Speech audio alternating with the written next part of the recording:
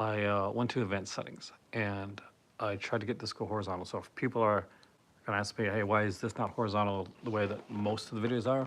It's because the settings are there. Every time I put it on horizontal settings, it told me, oh, switch it horizontal or go back to your event settings.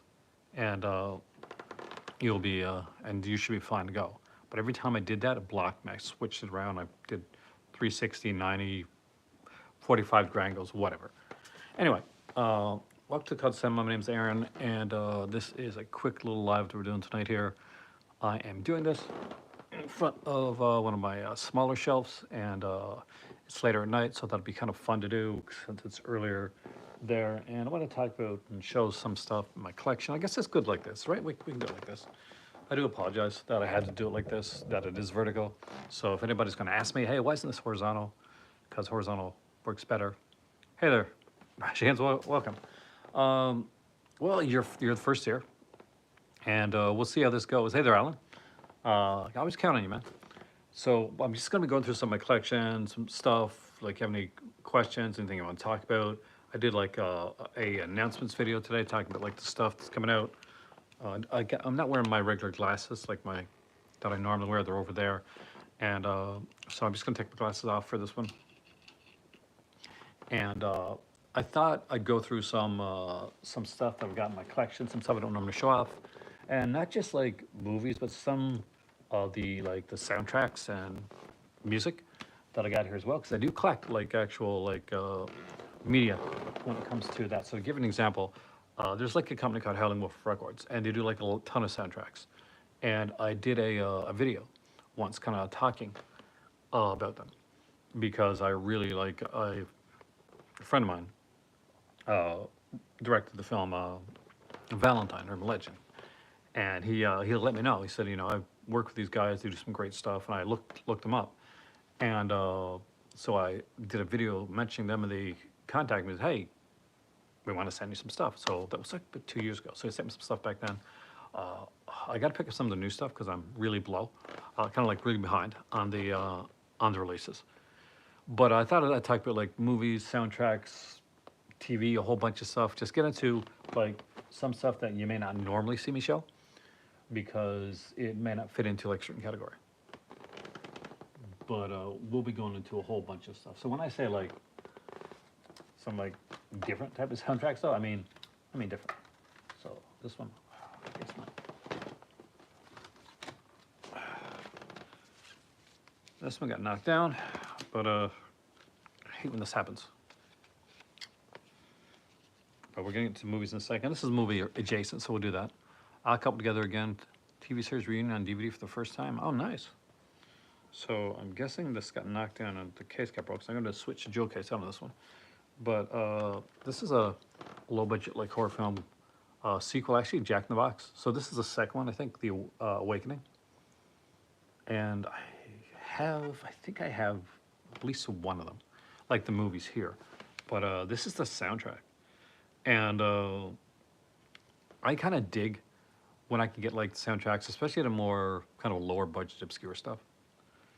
And look at this track list, man.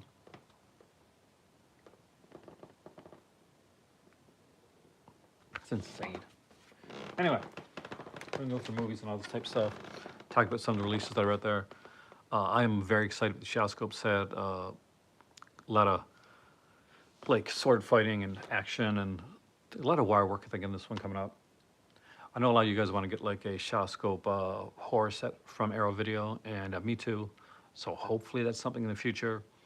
I reached out to Sony recently because they reached out to me and they told me like, oh, we're got a 4K coming up for Karate Kid, and I'm like, wonderful. I said, can you? I would love to get a review copy for the Karate Kid because saw that when I was a kid and in the theater. And when Karate Kid 2 came out, I was in a line, and the line at my theater was like across the block. It was like insane.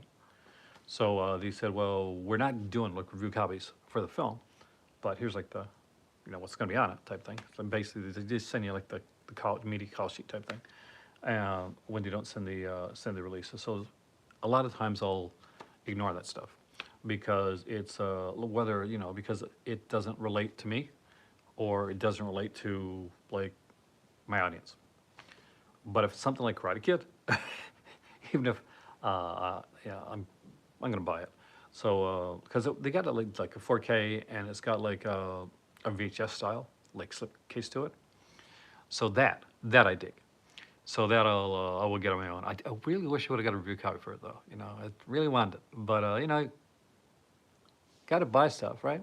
So yeah, that's one that I definitely will pick up. There's some new features on there, and I had a conversation with Malcolm today, and we chatted about like you know, does everything need a 4K? And I'm like, no, everything doesn't need a 4K. So now I'm more picky when it comes to what I pick up. And I had conversations with my dad. Like my dad was like totally not into the 4K, and like I got him into it. And Malcolm definitely helped me out. Like we're, your dad, you got to get a 4K player.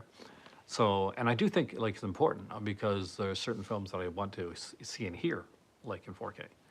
But there's certain things that are Blu-ray is good enough, and there's I still collect DVDs and I collect VHS as well. Like format, movie over format, for me, is the thing. Now that being said, if I want as much, if I like a film, I want to get as much content of that film as possible. So that's important to me. If you're here and you like the video, you know, like, share, subscribe, all that kind of jazzy stuff that YouTubers say. I'm doing this for 12 years. I think I'd be more comfortable saying that like, share, subscribe stuff. People get like all smooth with it. And then you have like Dr. Woofula has like the, you know, I want to talk about my sponsor, me. And I am my own sponsor, so, so there we go. What I want to show you guys tonight, I want to show you some different stuff. So, talk to a friend of ours, and he hadn't seen this, so I brought it up for him to watch. And this is a French release of the film, but it's in English. And it's a brutal film. Just saying. So you guys should know it. So this is Eden Lake. I really dig this film.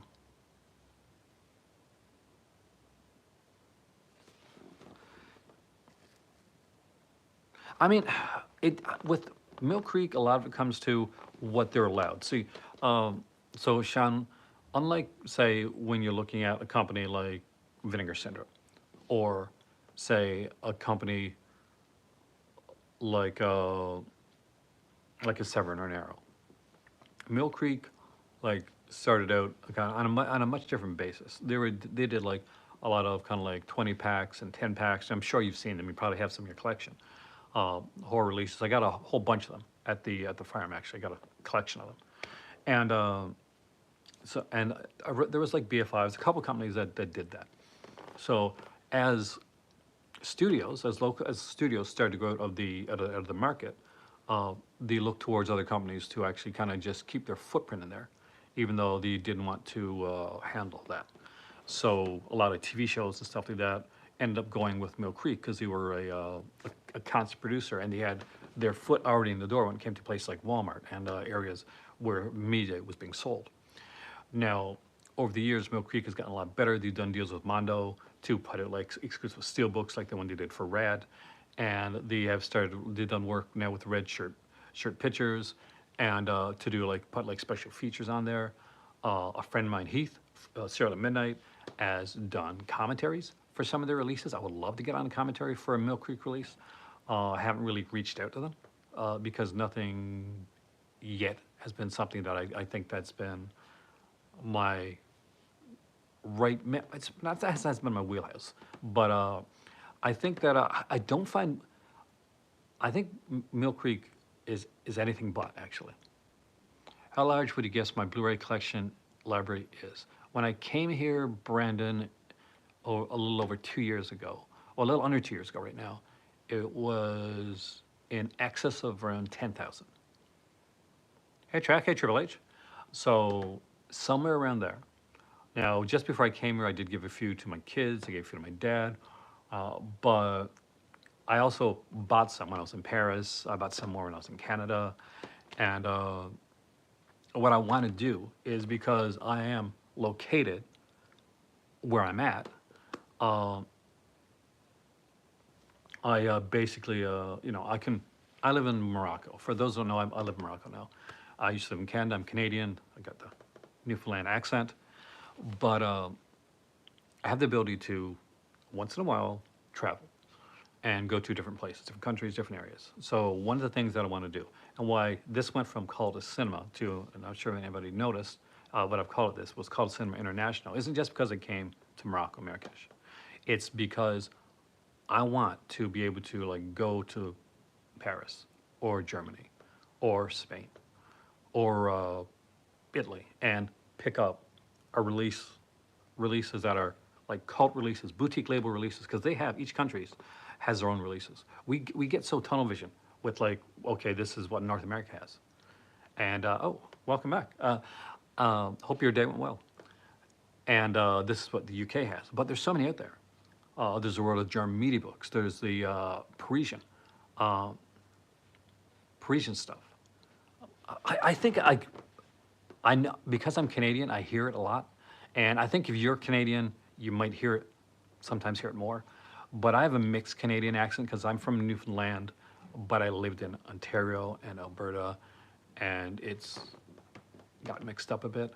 But it's just listen to me drop and add H's onto words, you'll hear it. But yeah, what I want to do is be able to go to different places, and when we're going on trips, and go into like where I can buy physical media out there, and just like bring stuff and show you guys. So when I went to Paris, I came back and I showed you the different cult labels that were in Paris, and I bought things from the different labels. I want to, and eventually want to take a trip to Spain. Spain has their own specific labels, cult labels, for and unique releases, and they bring on steel books and stuff like that. So I want to get a couple things there. I know that, no surprise, Spain has their own Nashi releases. And there's a couple kind of cool Nashi ones that, if they're there and they're available, I definitely would love to bring back a Nashi release from Spain. Because who wouldn't want to bring back a Nashi release or a Ruben Glaude Jr. release from Spain, right? For all you Vinegar Syndrome and like just horror guys out there. Um, just to like give you an idea of like what the media and what the collecting is like in another country, what those releases are like. Uh, I did go to Gabriel Joseph, and they had, and I went to Melaluna. Both had a few Le Chat film releases actually, and the ones I wanted were just in French, and I don't yet know enough French to get them. That's the problem with me. But they did some English releases, English friendly releases. Uh, I I'm finding that as I'm looking, some countries have more English friendly releases than others. Uh, and Spain looks particularly English friendly.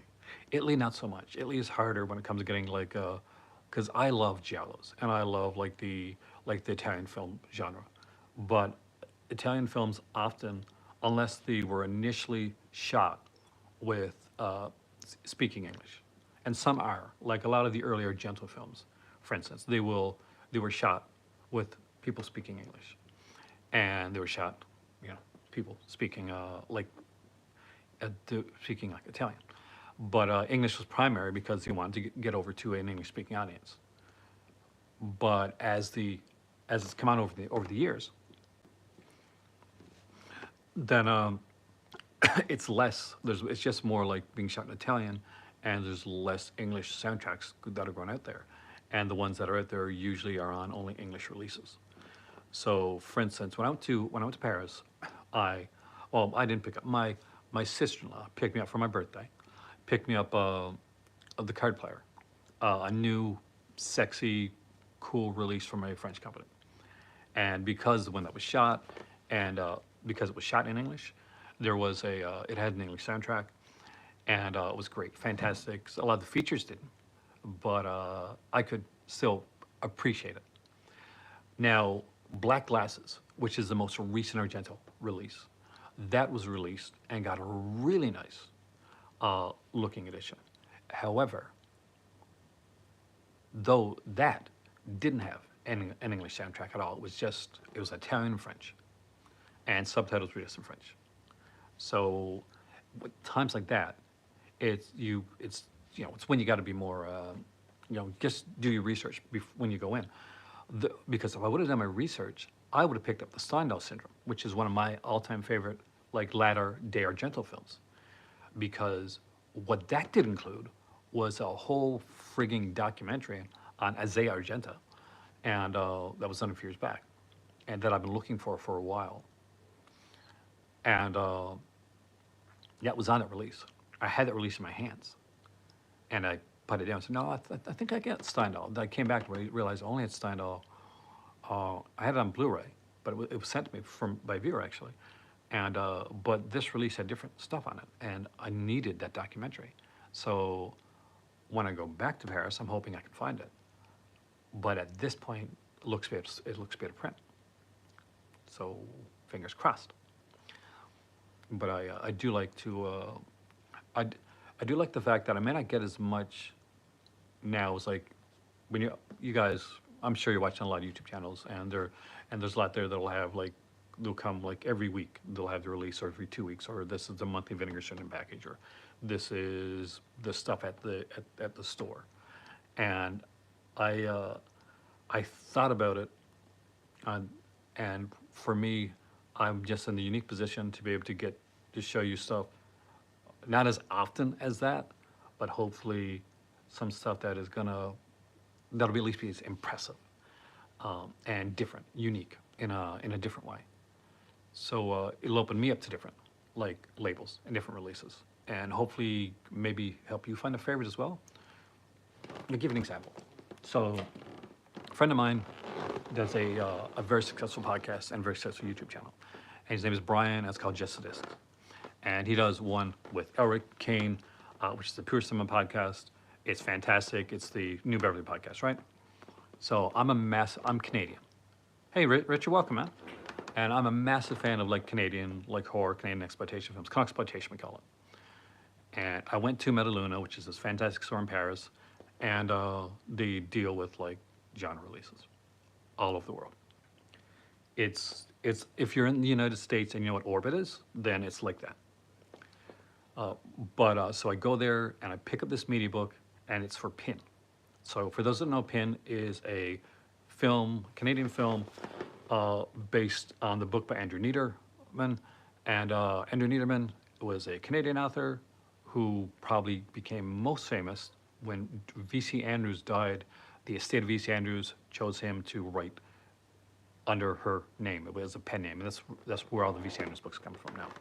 Anyway, so Pen was this really cool, like, little horror film that got like a release. I think it might have got an Anchor Bay release. I know I got the Seville release for Pen. It wasn't a very good release, and it was a pretty crappy DVD release. And it had like a commentary. So I go there and I find the media book. And I'm like, I can't not come home with this movie. This is one of my favorite films.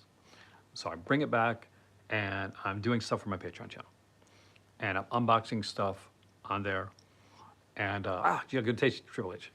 And I'm unboxing Pin. And Brian says, I want to get that, but I heard that the quality wasn't that great.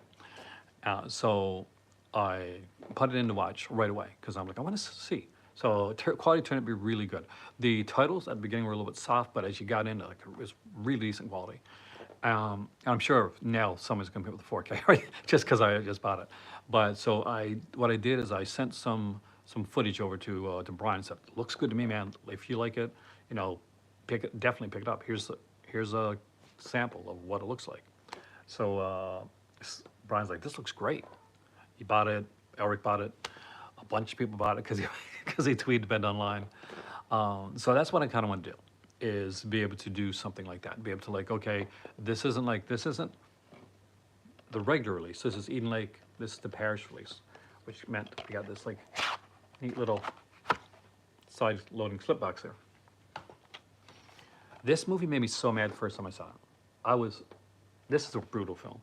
I love this movie. There's like 45 minutes of like special features. Because it's an English film, special features are in English as well. As you can see, it's back.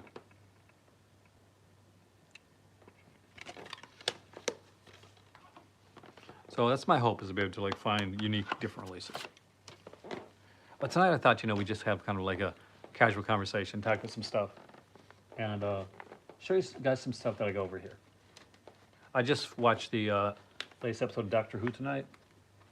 It's really freaking good, actually. Jonathan Groff was on it. I'm a big fan of his, so because I'm a big like Broadway person.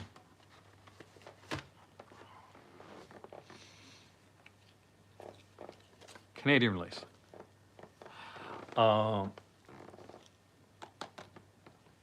This is kind of cool. So I found this one at a story time, right? I found this one at a Dollarama, and I couldn't believe that I'd found it. So this is a VSC release. It is it's a kind of a seminal like film in Canada. Oh, Eden Lake, a fantastic film. You got good taste, man. Brutal film.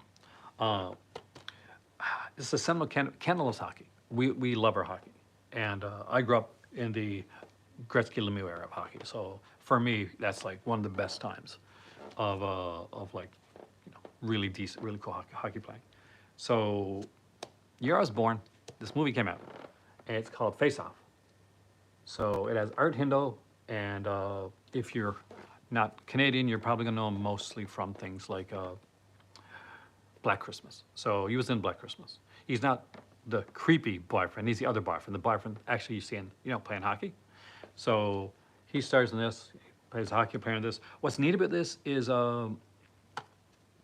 they actually showed some like hockey footage, and if you're a hockey fan, it's kind of cool. So if you're not a hockey fan, these names are gonna mean nothing to you. But if you are and you watch this, thumbs up. Like they had Bobby Hoare, Bobby Hall, Gordie Howe, George the Chief Armstrong, Turk, Derek Sanderson there. And they actually have like parts of the movie. They actually talk, speaking parts of the film. Also, the cool thing about this is there's a show in Canada called SCTV, and it was called Second City Television.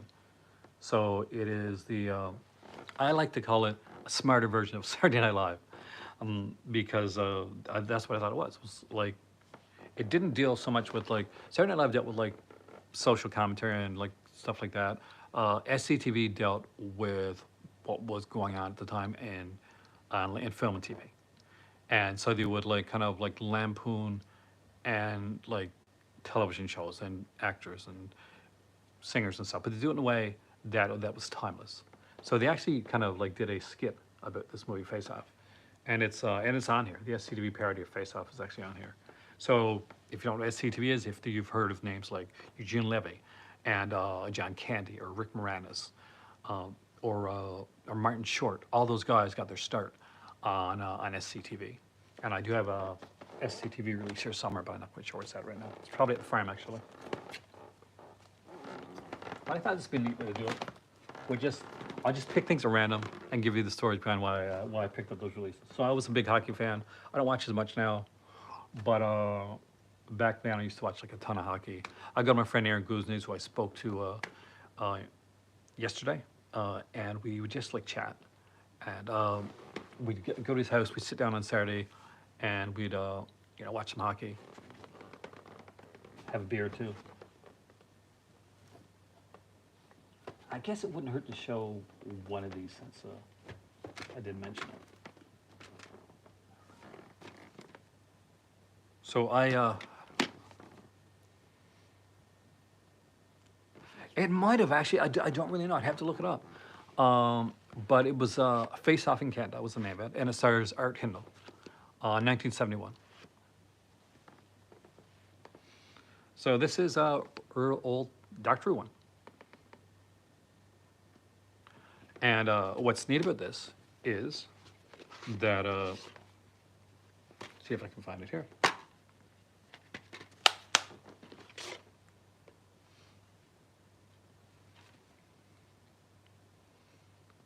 That it's autographed by the cast and the crew. So this one here, for instance, there is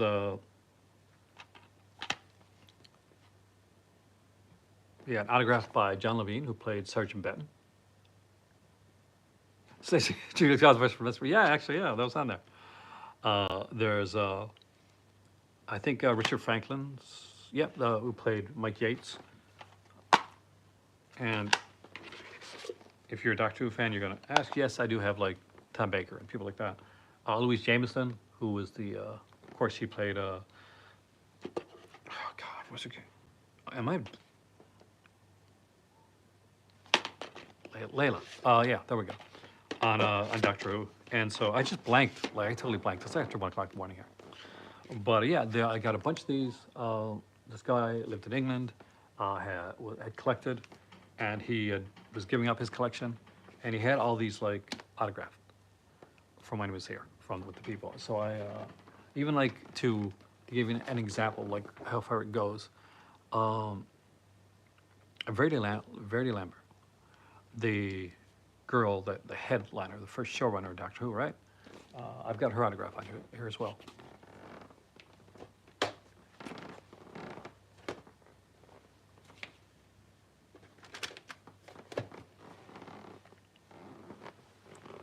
What should give a young actor trying to break into movies and TV? Honestly, just study. When I was trying when I was trying to get into acting, and I did a lot of, like, do as much theater as possible, but, and read. I can't stress that enough, actually. Um, I read a lot. I read a lot of plays. So I did like, I did, Oedipus Ecolonius, Oedipus Antigone. I went through I did a lot of the Bard stuff. So I did I did a lot of Shakespeare. I did a lot of like kind of bit stuff, but like, don't like, this is gonna sound really lame, uh, but it's true. And I didn't realize how I was caught up too much when I was young. I was caught up too much in my own hubris, to like really focus on this fact. There's no small parts. There's no small parts.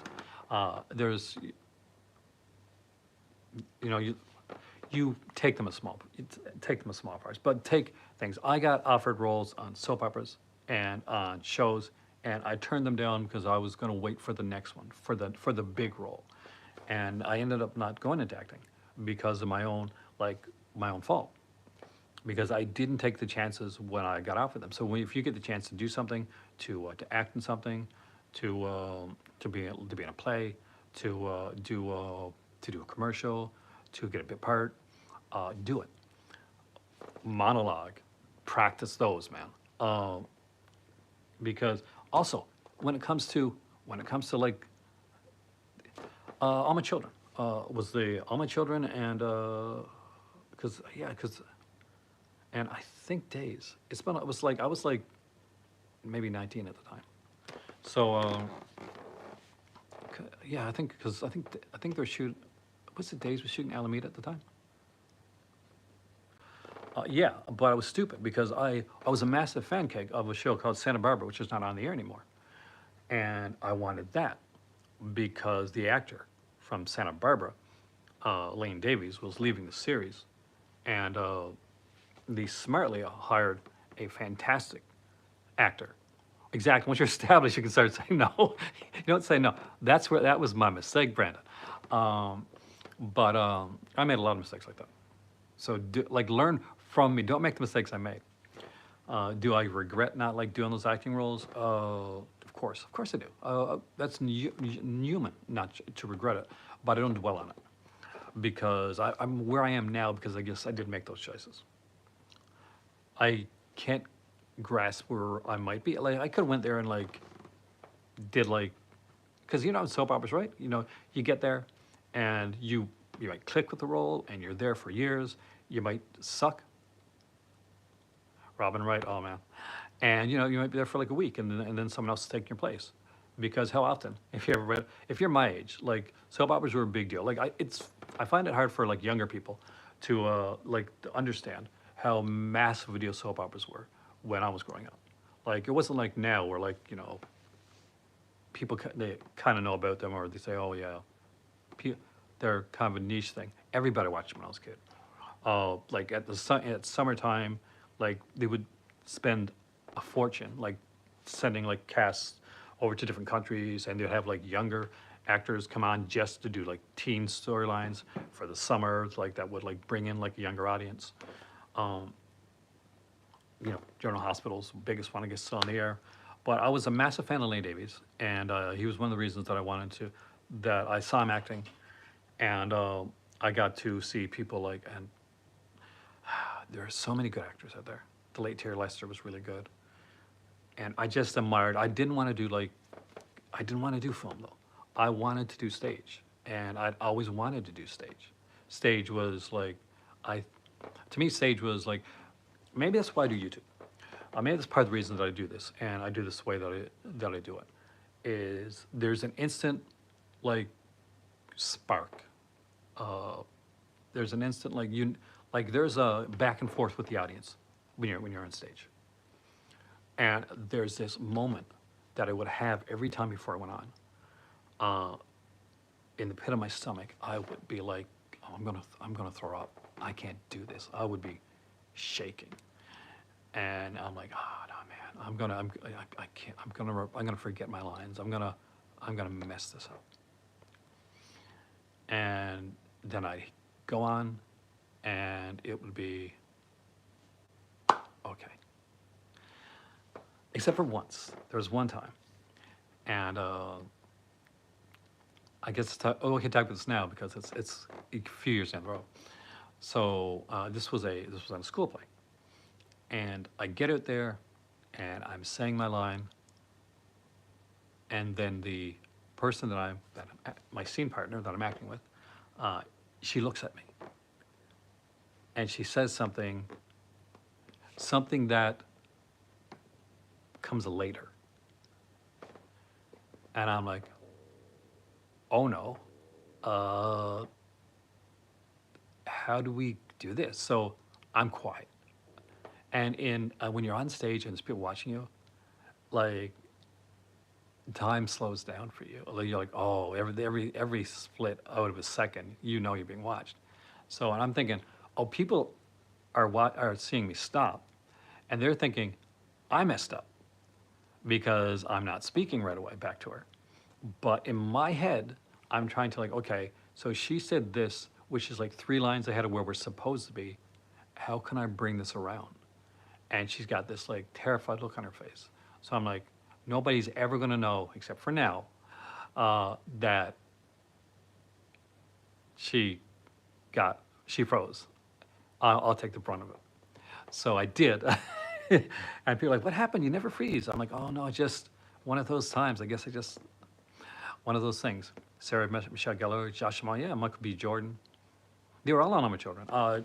Josh Jamal played like, God, he was on there for a while. Michael B. Jordan was on there for a bit. Sarah Michelle Gellar played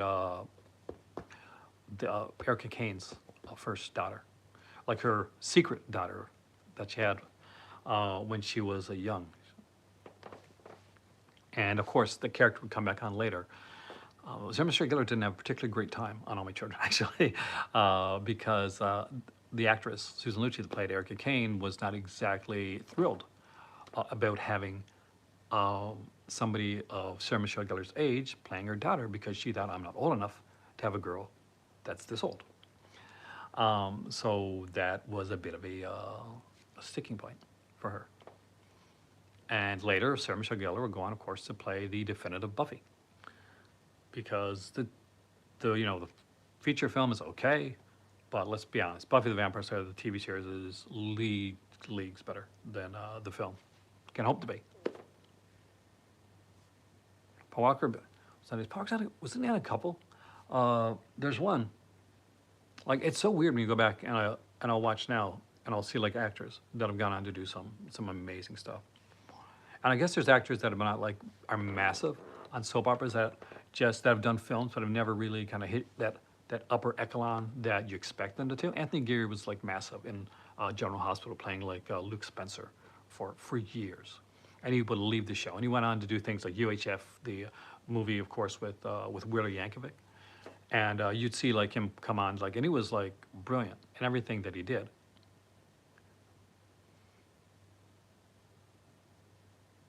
Well, yeah, there's a in a well, Josh Whedon, uh, and did Gunn work on that at all? I know Gunn like did some like James Gunn did some stuff on a few different films where he kind of like just ghost wrote some lines and stuff like that. I almost went into ghostwriting as well. There's a few different like things that I almost went into that just there before the grace of God came on, and yet like what I ended up doing like when I said oh I'm gonna do something in the like industry wise, I end up like writing films for like a small company that like made comic books, make independent comic books, and they wanted to get into filmmaking. So I wrote like 5 scripts for them, only one of which was produced, but I got paid for all of them because if you work, you still want to get paid for it, right? So yeah, the first script I ever wrote was for a movie called Hell Cemetery. Uh, you actually have to go to Internet Archive to find it now, but it's you could there's oh, photos and like stuff for it, and it sucks. I'm not gonna lie. I'm not gonna like blow my toot my own horn when it's not. A ghostwriter is someone that writes like scripts and punch ups for famous authors, whether it be like a book or a movie. Like just could be like just going in to polish up some dialogue to put some stuff in there. And when you do that, you sign a contract, a non-disclosure agreement, and which means basically you're never going to get or you're never allowed to talk about what you worked on. So if I had worked on anything, I couldn't tell you. But that's not a hint. Like that's not a clue. That's just explaining what it is. Um, but uh, but yeah. So that's what. So let's grab something out here real quick and just see what do we got here. Give me something. Do a soundtrack. We'll do a soundtrack next. We'll do like another movie. Ganja and Hess. Friggin' love this film, man. Starring Dwayne Jones and Merlene Clark. Great movie. Absolutely fantastic soundtrack. This is one of the Howlin' Wolf Records ones. Did he really? I absolutely adore Miami Vice. It's one of my favorite shows of all time. I think it's one of the greatest. I have heard rumors about one of those releases at least. I would love to see both of those come out. For those that don't know, hey there, Ken, by the way. Stage Fright and opera are two of my favorites. I have a Storyman opera. And so, there's a meme that came out recently, and I didn't understand it. Maybe you guys can like enlighten me a bit. So it showed the, the City of the Living Dead. And it was like, oh, City of the Living Dead. Yeah, but I saw it as Gates of Hell. And I'm thinking, are you bragging about seeing the cut version of a film? Like, that's like me saying, oh, you may have seen the superior version Tenebrae, but I saw Unsane, with all the good cuts part, good cuts, good parts cut out. Yes, that was a weird one. I'm actually super, and Miami, but that's super cool.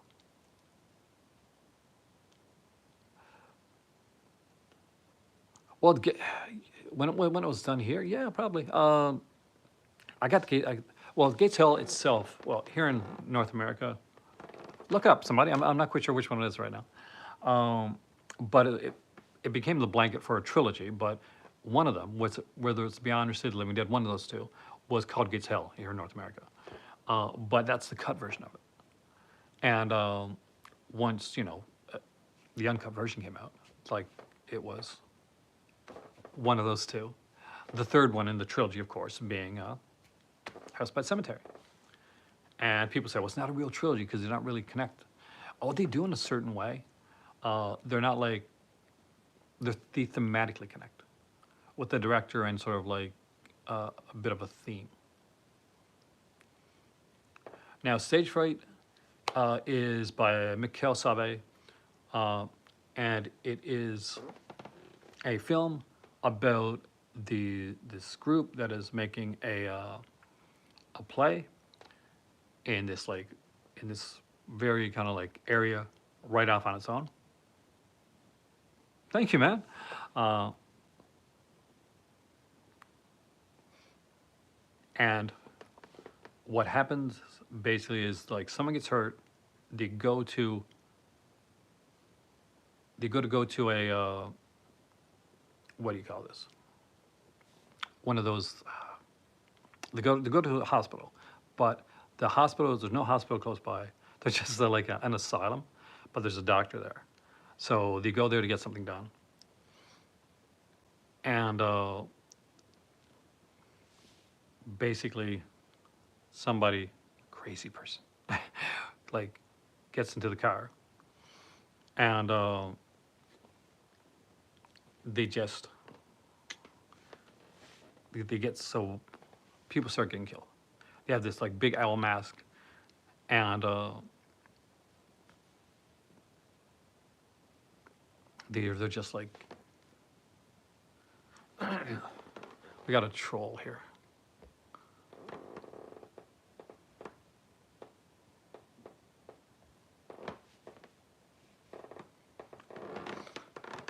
But 72. I feel more than 72. How much right now? I feel like 90. Teen Lord was that is. I've seen Cemetery. I love Cemetery Man actually. That's a good one. But yeah, so it's a really good movie. It's really kind of atmospheric, very much very kind of dark, and it will look amazing on 4K. It's got these beautiful sequences and it's wonderfully shot. And so uh, that would be incredible. Opera is another one which just has such beautifully fantastic visuals that I would love to see. That opera is one that I've been hearing for the longest time. If stage fright is there too, I can't imagine like the amount of wind that is for Severin. I've been a proponent of Severin for like quite a while now. My better half, when I first met her. So here in Morocco, when she was younger, like in the days, so it was the days of VHS, right? So she's younger than me, and they would go to the store and they'd say, I want like movie, and they would say like a type of film. They wouldn't say I want E.T., or they wouldn't say I want Star Wars. They say I want some action movies, or I want some horror films, or I want, and they'd get like some tapes, and they'd go watch the films. And often they'd watch films that they wouldn't like because they're English films, or they wouldn't know what they were. So when we first met, I'm a movie geek. She's asked me, okay, I saw this film. I can't remember the name of it. Do you know what it is? So one of them was Stage Fright. She said, it's a movie. It had this guy, and he had this creepy owl mask. And I remember like these like feathers coming down in the sequences. And I'm like, oh, okay. So one night, like we're hanging out, and I said, I got a surprise for you. So turn on the TV, and this is before like we're like hanging out a lot. But just before we're now, obviously.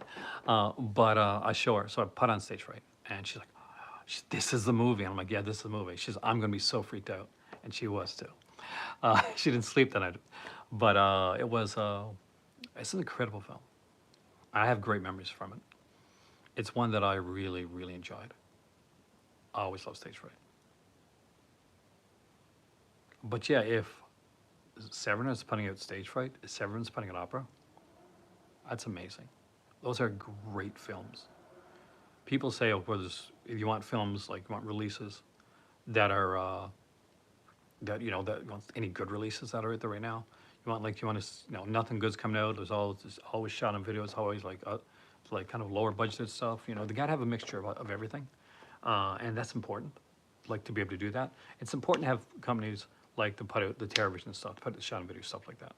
And television doesn't just put out shot on video. I worry that sometimes people are gonna like just put it as that when it's more than that. They're doing a lot more than that.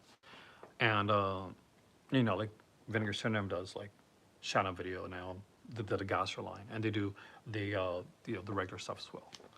But lately, Severin has been like really a lot of the releases have been just what I want to see what I want to see on screen. So I did a time exclusive on Patreon. So for this week, it's up on Patreon first. I put up my Severance and slipcovers video, and when that goes live on my regular channel, there's another video coming up called Severin Back in Black. Do I like Hitchcock? And do I have any standouts? I love Hitchcock. I grew up in the cult of Hitchcock, and my favorite Hitchcock film of all time is Shadow of a Doubt with Joseph Cotten and Teresa Wright. I think that was Hitchcock's personal favorite. I remember reading the Hitchcock book by Donald Spoto, and being like really happy that his favorite was my favorite. Unfortunately, it was sad because when Hitchcock made Shadow of a Doubt was right around the time that his mother had passed away, and it was a very personal film for him. So Hitchcock, I love Shadow of a Doubt, Strangers on a Train, which of course comes about because he wanted to get The Talented Mr. Ripley, which was written by Patricia Highsmith, who also wrote Strangers on a Train. When he missed out on Talented Mr. Ripley, and that was instead got by another company that made it in France, and with Elaine Delon called Purple Noon, he said, "Okay, I'm getting whatever the next book she has, I'm going to get." So Strangers on a Train. Strangers on a Train. My tops are always going to be. My tops will always be Shadow of a Doubt, like without a doubt, right? Shadow of a Doubt is my favorite. Then Strangers on a Train, definitely. I love Rear Window. I am not as big on the birds. I like it, but I don't love it. And this is going to be one that's going to be really controversial. Is I there's certain very popular ones that I like, but I don't love as much as some people love them. I like Vertigo, but I wanted a happier ending, especially when I was younger. So I do think that I preferred to check out other stuff. I liked Brian De Palma's Obsession. Vertigo is undoubtedly a much better film. It's better shot, better constructed than Obsession. But the ending of Obsession, I like much better than the ending of Vertigo. So, yeah, I've always been a Hitchcock fan.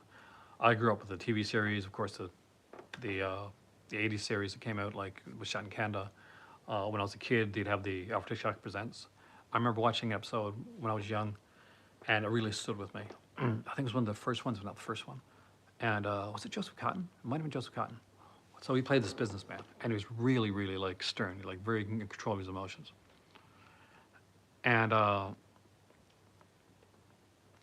he gets in a car accident, and he is on the table, and he's like, he can't move. He's trying to like. You can hear his voice. You can hear him like don't cut into me. Like I'm not, I'm not dead. How can I tell you? How can I let you know? And throughout the entirety of this half-hour episode, he's trying, and there's like one little finger, like that's moving, but they're not seeing it. And finally, at the end of the episode, I'll give away a very whole episode for you. He cries a tear, and that's what they see, and they realize that he's still alive. So the thing that he's kept in check all this time, all his life, his emotions, the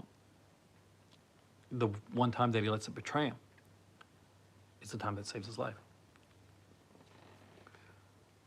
Hitchcock did Carol, aka The Price of Salt. Oh. Keep reading to tell Mr. Ripley wrong. I read all 5 books by Patricia Highsmith. Oh, nice. There you go. See, that's important. Like, okay, one of the most important things is reading, because some of the best actors are great readers. I mean, Vertigo. See, here's the thing. Like, you go with like a suspense, right?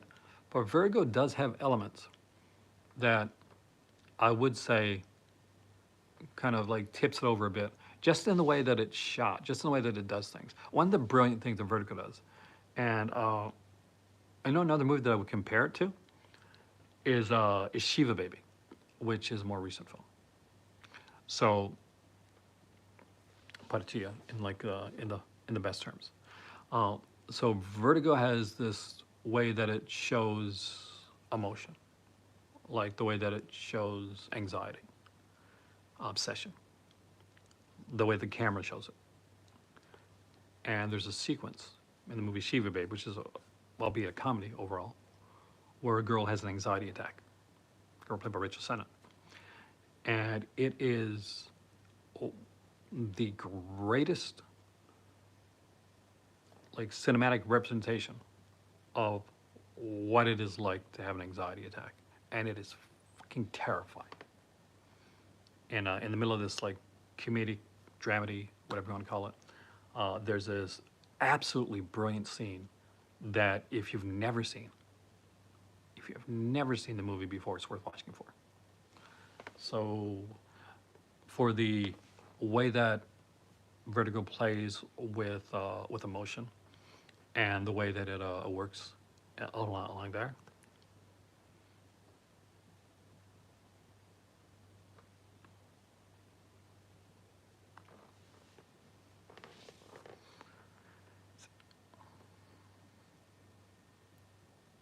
Bo's Afraid is a wonderful example. Thank you, Nico, of capturing that like that feeling of anxiety.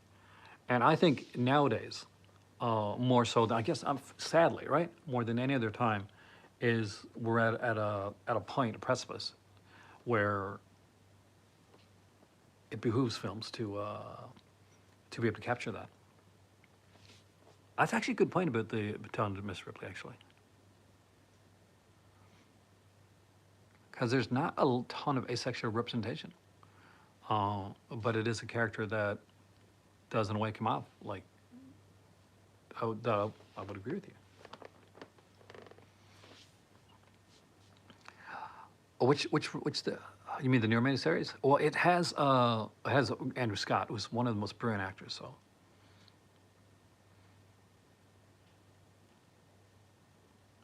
I wish Hin was here. She would be able to give you Renee Clement like film recommendations right off the top of her head. But for me, I'll be honest with you, like Dark Cities is like, yeah, it's like 1:30 and I would not be able to to, to get any without like doing a cheat sheet and looking there. Um, I'm lucky I remember my name at this point. But thank you so much for coming in. I'm guessing Malcolm is sleeping, right? Uh, but yeah, I love Purple Noon. It was one of the first Criterions I ever bought. I bought it around the same time Dark City said I picked up A Night to Remember, which is my favorite version of the Titanic that's ever been put on screen. Bo's Afraid is a good one. It definitely is a good one. There's certain films that just stand out. Uncut Gems is wonderful. It is great to see, and it's wonderful, and it is absolutely frustrating, right? Um, in the fact that Adam Sandler is a brilliant actor. He really is. Punch Drunk Love, Uncut Gems, wonderful performances. And because we got the Netflix deal, and the kind of a lot of the more sillier comedic roles does tend to like stick out. Um, that he has to do a lot of those, right? He has to do a lot of Hoobie Halloween type stuff when I want to see more of Uncut Gem style. Can you use a non-Australian Visa card on a Via Vision Entertainment website? You should be able to, like, because the Visa card should be a Visa card. It's not like like a gift card. It's different. But I'm guessing like for that it would be fine. New 2024 title simply called Ripley. That's the Andrew Scott one, I think. I'm pretty sure it's Andrew Scott, the guy that played spoiler for people who haven't seen Sherlock by now, Moriarty in Sherlock. Um, and I think Andrew Scott is just this absolutely brilliant actor. And if you're an actor or you're someone that likes acting, Andrew Scott did Hamlet, and he does a rendition of To Be or Not to Be that is absolutely frigging brilliant. And unlike any other rendition of of that soliloquy that I've heard, he really does this unique way to make it his own. And I watched it on YouTube, and it sort of blew me away, and I just didn't know how I felt. And I rewatched it again, and I just let it sink in. I watch a lot of like plays. When I get a chance to well, I don't get a chance to watch a lot of stuff. I'll try to watch, you know, like some of my friends' stuff and some people that I normally watch or that my better half likes to watch with me. But normally, if I'm going to watch something that's not a film and I'm watching like YouTube, I'll watch a lot of like kind of like plays and different like renditions of things. I got the John Milkfish one here actually.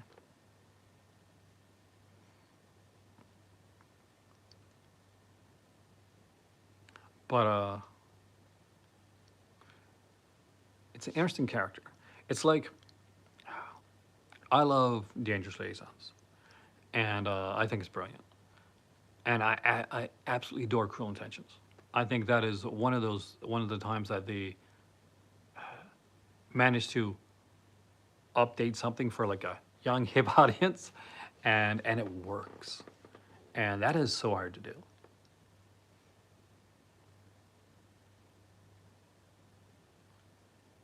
And I look for different. Ripley Underground is the Malkovich version. That's what I got. Where did I find that? I think it was at the most random place. I think I found it the same time I found Vermont.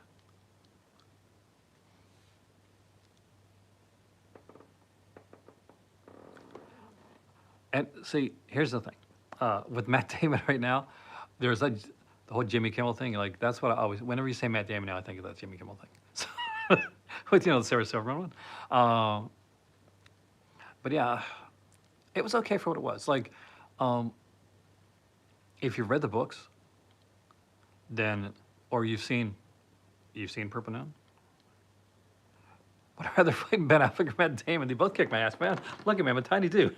If I gotta fight one of them though, maybe Affleck. He'd still kick my butt, but I got a feeling either way, it would end up like just us having a beer afterwards. Like I figure that's usually how it ends, right? I've had so many friends like, or not like friends, like we'd just be like, we just wouldn't gel, and we'd just be like in each other's face, and eventually, you know, we something would happen, and after you know afterwards we're like, yeah, let's get a drink, let's just chat. Okay, got that out of our system.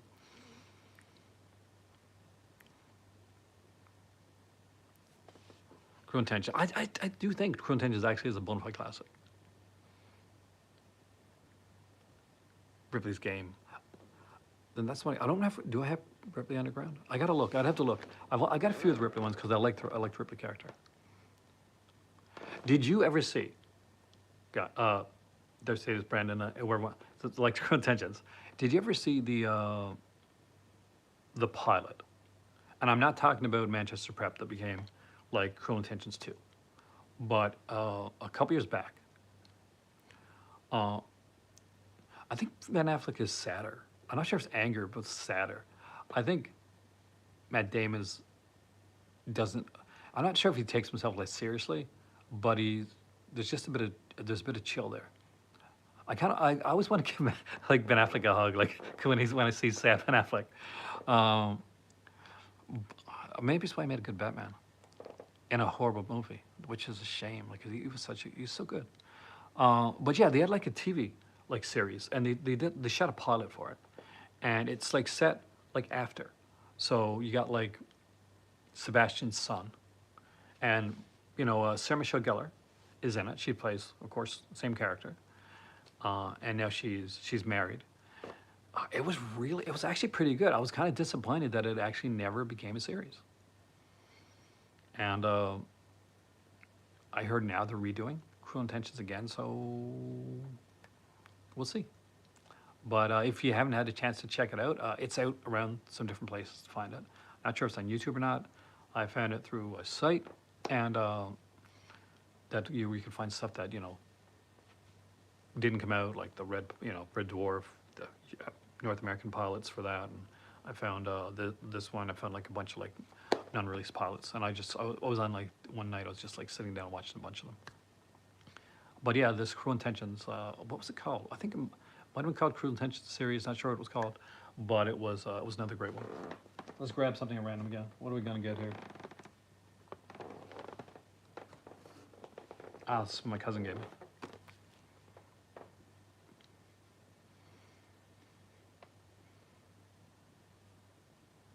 Hey there, Matty. Welcome, man.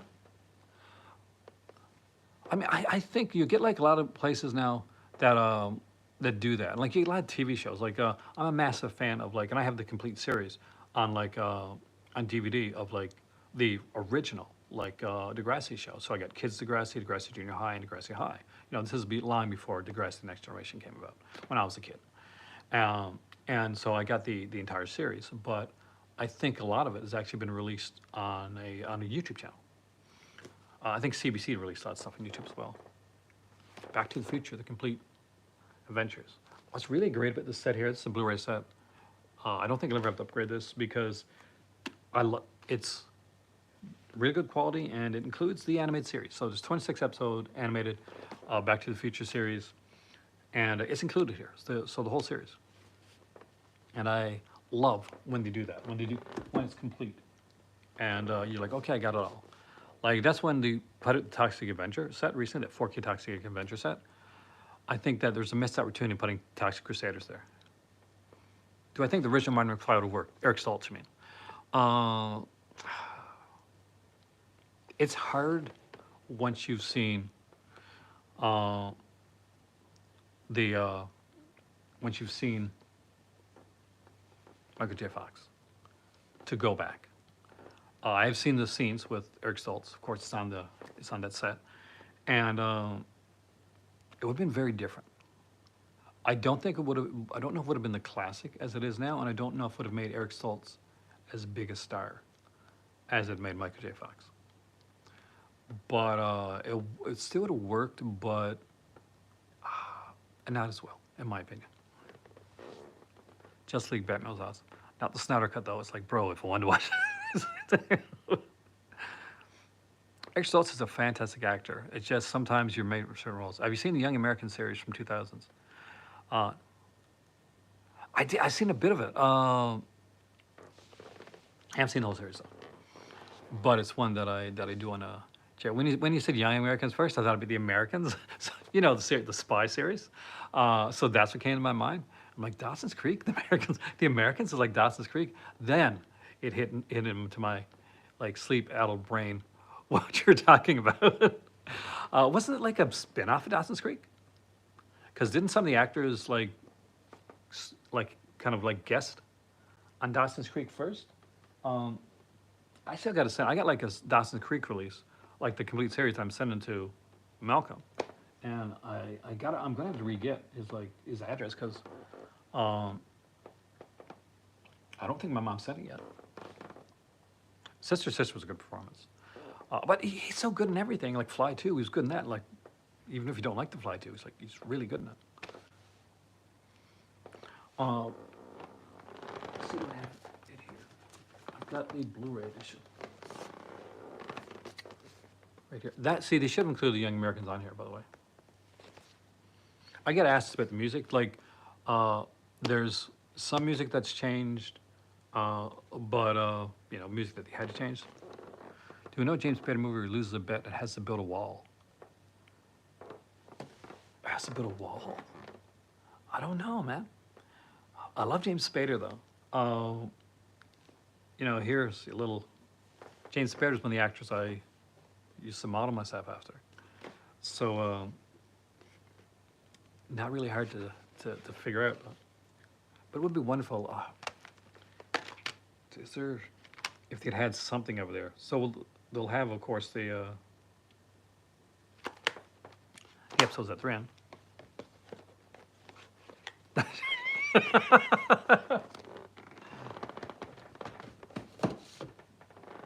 Man, somebody's got it.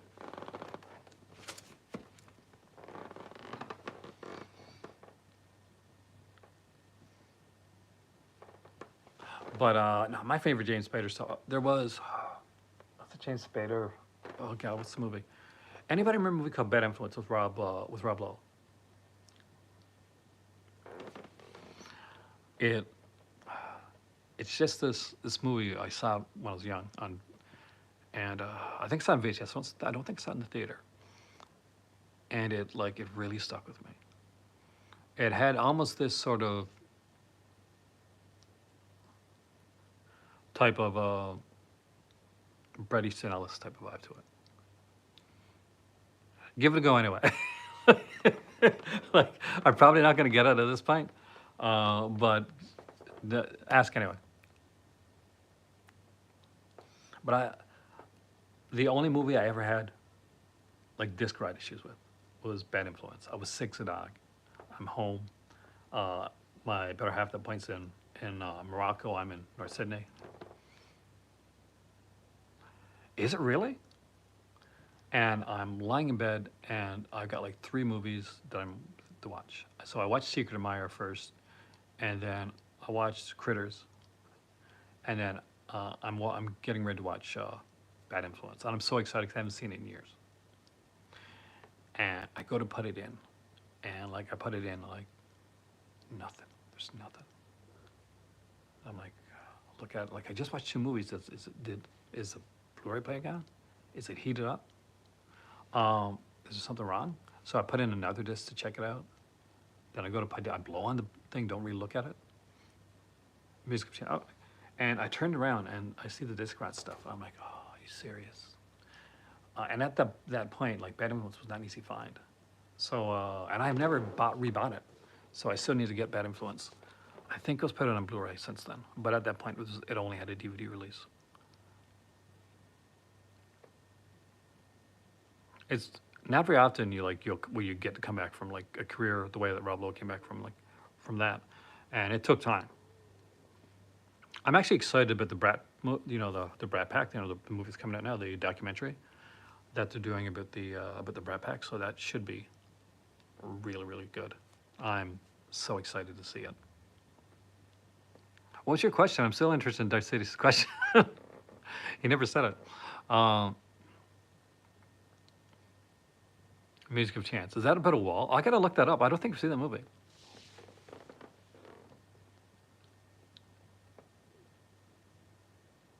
You got a Dollar Tree. That might have been where I got it at.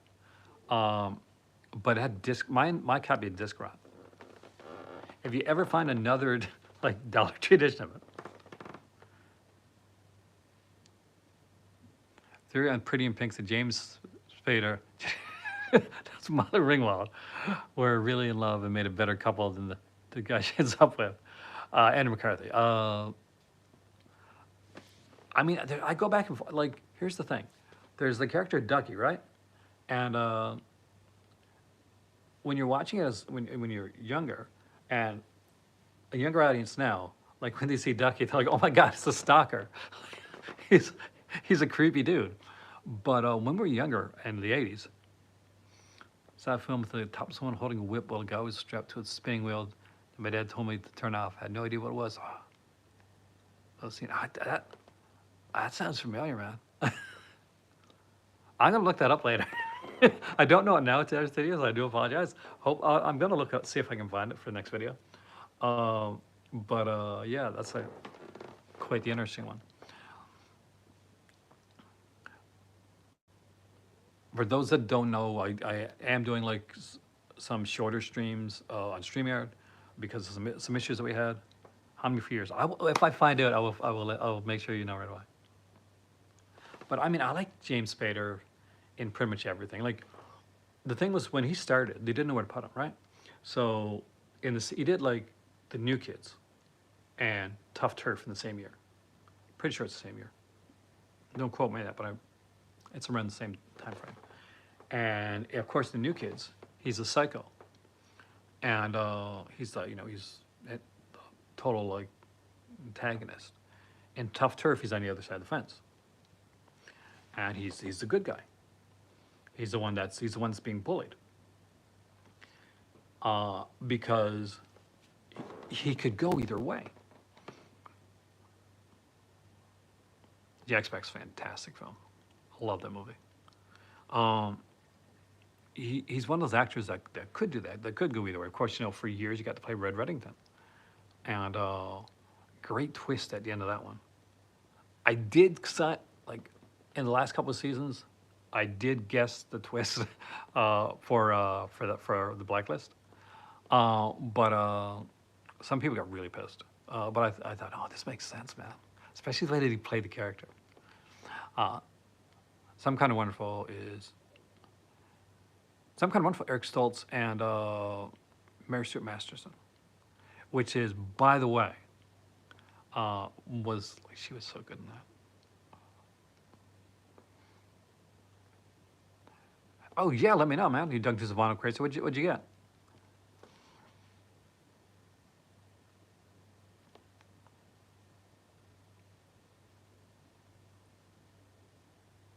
I'm looking at all these buttons on the side here, trying to wonder like what they what they mean. Are they things I can utilize in future YouTube videos? I do apologize again for those that came in late. I tried to do this in the right frame mode, but it wouldn't let me. It locked up every time I tried to do it like horizontally, and would only let me make this video vertically. So again, I apologize that this is a vertical video, but we'll be back to getting horizontal. That sounds horrible. Uh, you know what I mean, right?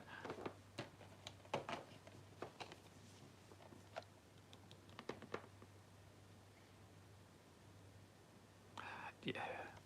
I don't normally talk politics, so I won't say too much, Brandon. I'll just say though, I'm not American, so though when I was in London, I was in London in 2016 or 2015, and they asked me, well, who are you going to vote for? I'm like, dude, you're asking the wrong guy. uh, Crash, I love. I think Crash is absolutely fantastic. I miss out on meeting Harry Harryhausen, and it's my own fault. Like I used to have anxiety issues at the time, and it didn't go very far. I was in the house for a whole year. But this documentary, if you don't have it, well, I'm sure you do if you're a Harryhausen fan. Fantastic documentary. One of the greats.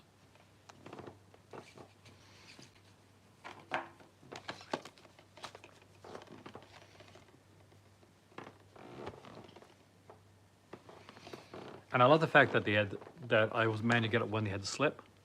Elvis Costello, Attractions, Armed Forces, George Carlin, FM and AM, Philip Glass, photographer, Rod Stewart, Every Picture Tells a Story. Oh, man. Paul Simon, One Trick Pony soundtrack. You have no idea how I used to sell records when I used to sell films. How many times I would come across that Every Picture Tells a Story, um, which is a really good album, by the way. I'm just slowly taking things out, like just randomly to show you guys. This one better. Warner Brothers releases. It does actually. I never thought about doing this before. I actually, literally, I have this chair right here, most of the time for like for the cats. But this is where I put a lot of my collection stuff and DVD and like TV stuff as well, and stuff like this. Like this is the Gangsters Warner Brothers Collection Volume 4, and it has Amazing Doctor, Clitterhouse, Invisible Stripes, Kid Galahad, Larson Incorporated, Little Giant, which are all good. But the big important thing for this one was it has this documentary right here, Public Enemies: The Golden Age of Gangster Films, and it was it's a TCM documentary. It's got some like gangster cartoons, Warner Brothers cartoons there as well.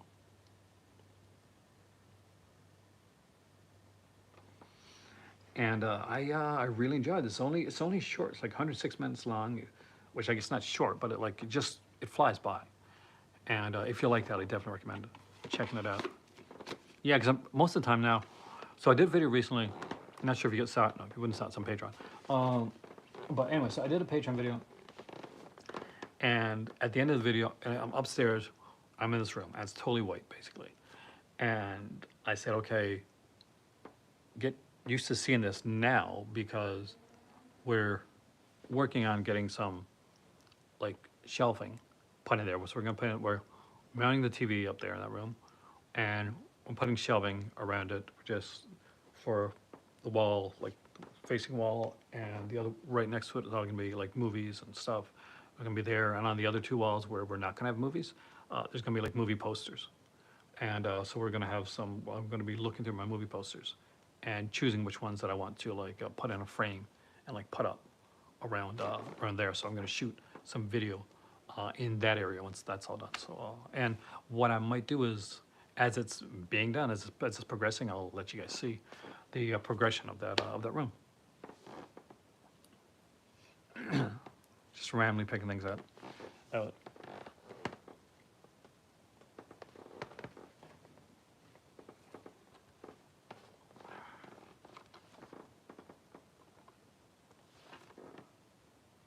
Yes, my better half likes horror, but she likes classic horror. Like she'll go up to the Hammer stuff, and she'll watch a bit of the modern stuff, but not much really. So here's the story, Brandon, real quick. When my better half met me, she told me she was a horror fan and that she was a fan of like the cheesy, like some of the wrestling like films. So I took that to mean okay, she likes horror a lot, and I guess she likes movies with like wrestling horror. So I went up to the my local Walmart and I picked up High Tension and WrestleManiac. And that was the movies that we watched the first night that she met me. So how she didn't think I was a complete another psychopath, I don't know. Because those aren't movies you start, you go and you watch with somebody the first time that you see them. Especially like now we're not even talking like we're not even dating at this point. We're just like friends watch movies together. Um, and she never met me before in person. So and this is the first movie that I show her. And I'm like, oh, she really liked those. Well, yeah, like the El Santo, like El Santo stuff. This was what she meant, but I misheard it with the Shibon. And but so I'm thinking, well, she really must like the intense horror. So I keep like looking for a horror too, because I want to impress her. So I'm like looking for more intense horror. So it gets to the point where I'm like, what the hell do I show? Like she must be a real big horror fan.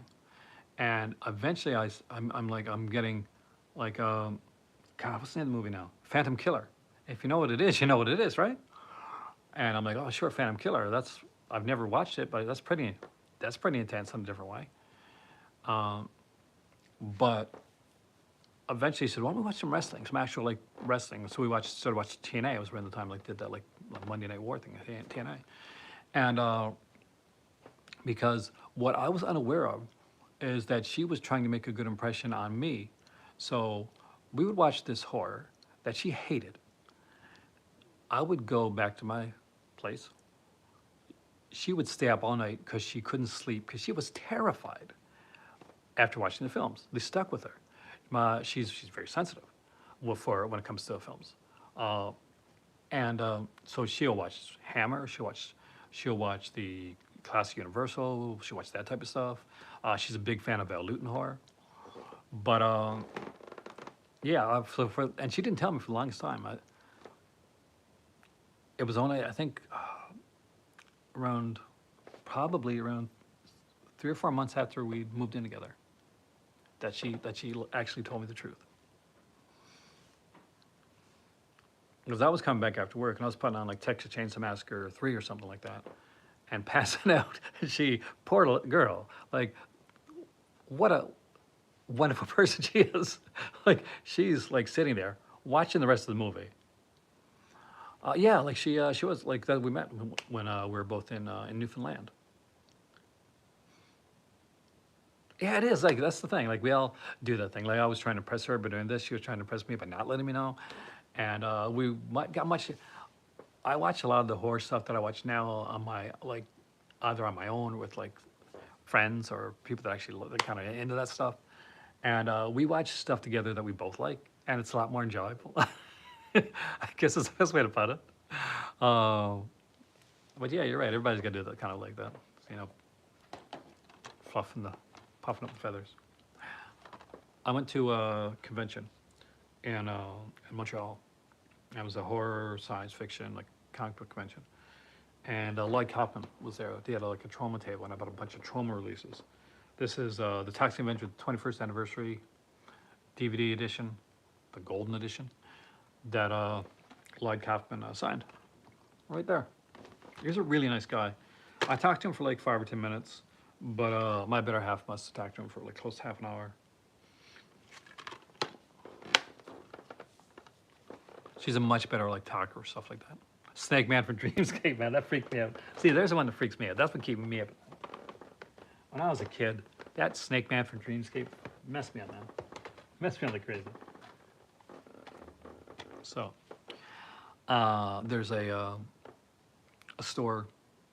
It's a video store, and it's closing down. And they're selling everything off for like $1 to $2. And I go in there, and I'm looking through, and a lot of stuff's been picked through, because I'm going there like 9 o'clock at night, and I've worked all day, but the place is closing soon, and I'm just want to go 2 degrees away from. Oh, that's nice.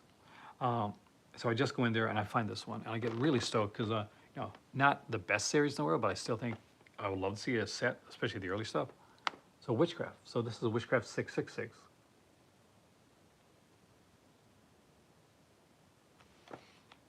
Which is one of the best in the series. See, Mr. Skin gives it a pick to click. So there you go. Dreamscape. I got Dreamscape when it came out on from Scream Factory. I had to pick it up. Bonus Trauma Sophomore Hall of Fame. Oh, Sapphic Hall of Fame. There we go. This one. It's like, see, the first Witchcraft, Witchcraft's known, Keg, for being like this sexy series, right? Not so much the newer stuff, but the stuff. Ever did an impromptu interview at a convention with an actor and director? Filmed it, sort of. My better half wanted to do that when I started my YouTube channel, when I was fairly early into it, and we had gone to Montreal, and I was there. So there's a horror company called Black Fawn, and they do different films, and I think they're in Montreal. And I did this kind of like little mini interview with 1 or 2 of the guys from Black Fawn. They were very, very nice, very giving. And I don't know if the footage got lost or something happened on the way back, or just didn't go through right. But it was early on, and I never did a lot afterwards. Obviously, I've had people on here. Harry Manfredini's been on the channel. Jamie Blanks has been on the channel. We had of course, Jose's been on here a few times. Would I now? Now I would. Now I feel a lot more comfortable with that. So that would be, not an issue with me at this point. Most people don't know, but I went to school for journalism. That's when I got out of high school. Although, I've told many people, acting is what I wanted to do. I love the Urban Legend films. That's how I kind of met Jamie Blanks, is that I did a review for Urban Legend, and I did a review for Valentine, and a friend of his saw my review on YouTube and said, you should contact this guy. So he contacted me through Skype. The only issue is I never use Skype. And I was, at the time, I think I was shooting a podcast. It might have been with Daniel for Cobwebs. I think it was actually. And Cobwebs is a really good channel, by the way. Check out their YouTube channel and their podcast. Anyway, so I did it, and I saw this message. I had this long message, and it was like, hey, you live in a friend of mine told me about your videos, saw your video, really appreciated your review on the films. I see that you live next to where My Bloody Valentine, the original, was made. Scream Factory is putting out. I'd like to get you in contact with them.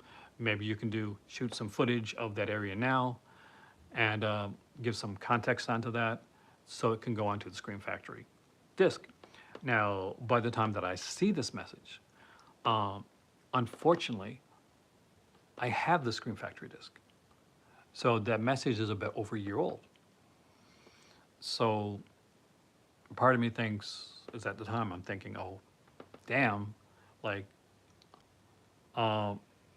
I screwed up. And another part of me is saying, oh, this is probably somebody messing with me, right? So I say, hey, do you want to come to the channel? We'll have a conversation. He's one of the nicest people I've ever spoke to, by the way. And when it comes to like in the business, is Jamie Blanks. Like truly a super nice guy. And very giving of his time and is a very generous person. Um, so he's getting ready to come in the channel, and the video is starting. It's a live video, and he's going to come in like around 5 10 minutes beforehand. And I'm watching me and my better half, because my better half has never seen. Um, he did like I never seen one of his films, so we're watching one of his films there. She's seen the other ones, but there's one specifically that she hadn't seen. So we're watching that other one, and she's like, oh, "This cinematography is fantastic on this." And I said, "Yeah." And so I said, "What if it's not him? What if somebody's messing with me, and once I get him in there, then it's not him?" She said, "Well, if it's not him, then you don't have to do the video." I said, "Yeah, but I'm gonna feel like an idiot, you know, because I've promoted the video. Thankfully, thank God it was him. Um, and I try to keep in contact when I can.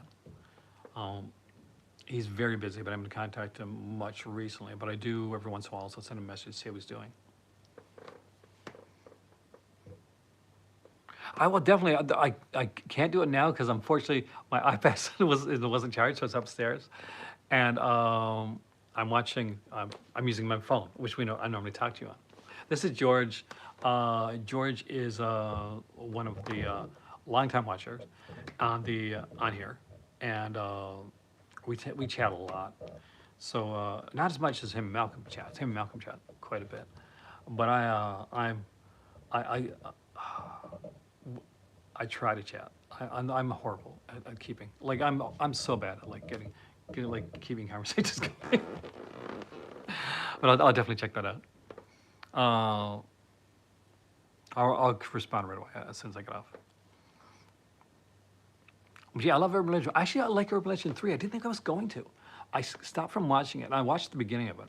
Like, I'm not getting into that. But it's Kate Mara, or like Urban Legend 3 is Kate Mara, Bloody Mary. It's different than the first two. I prefer the first two, but I do like that the third one does still have the whodunit aspect to it. And you don't think, because you think it's going to be like total supernatural. Oh, nice. But it's just one of those that that I'm like, I just like. There's a creepy part, like with a spider, with these spiders. I still remember when we first met. Like I think it was like, correct me if I'm wrong here.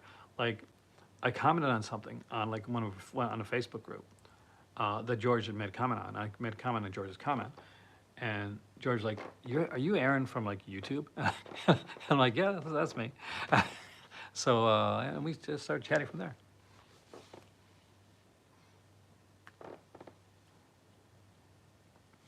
I think I'm pretty much the same person off here that I am on here. I never somebody that I did when initially started. I thought of it like having like a persona, because like Jose does Master Chaos, right? And for Jose, it was like that veiled separation to say, okay, if I want to like review a film, I want to talk more crap about a movie. I can say, okay, Master Chaos said this, not me, which makes sense. But I gotta own everything. When I make a mistake, when I mess up, it's on me, because there's no like, oh, that was my twin brother. That was like, that was Professor Pin. That wasn't me. No, when I give an opinion on something that I like, and sometimes if I gotta dial back an opinion because I got something wrong or I mispronounced the word, or apparently I look 72 when I feel like I'm feeling 92. Then yeah, then it's a me thing. But hopefully, I'm doing this for 12 years. Next year is my 13th year on here, and a few times I've thought, oh yeah, I'm gonna give this up. I've been doing it for a long time, and I got asked like recently. Said you never really kind of like took off and they meant it in a nice way, and like, so why do you still do it? Like if it never made you like a ton of money, or you never got like super famous, or whatever. And because this right here, right now, um, this conversation with you guys, this back and forth, the like I said, my better half doesn't like some of the movies that I like, and she likes movies that I'm not as much into. And we have this middle point. We watch Doctor Who together, watch certain shows together, watch certain YouTube channels together, and we watch our own things. But it's nice to have people that like in a group you can converse with. You can like joke and talk about movies that you like and films that are coming out and releases and get excited and talk about the new movies, talking about the new releases that are coming out. George is ratings. He's a ratings guy. Um, if it's um, if it's Malcolm, anything with boobs, or no, anything Asian, like he loves Asian cinema. Um, but it's just it's nice. Maddie and me talk comics a lot and thrifting. And both me and Maddie are massive thrifters. So like movie thrifting. When I was in Canada, I would go to Bay Village every week. Me and my cousin Raj would go to Bay Village on the weekend. Give like my better half some a break, right? We'd go out. We go. Bay Village was right next to Giant Tiger. Giant Tiger also sold movies as well. So and in that same parking lot was a Starbucks. So we go there. We get our Starbucks order. Actually, we usually go to Valley Village first, check the movies at Valley Village, and often it was a gold mine for stuff. And then we go to Giant Tiger, see everything new came in there. And Raj would always go along with this. Raj is my cousin, we grew up like brothers. And it was like, you'd be like, okay, you can get something this time here, but I can tell you right now, we're gonna go in, you can come out with something. I'm not getting anything today. I'm not even gonna take, uh, I'm not even gonna take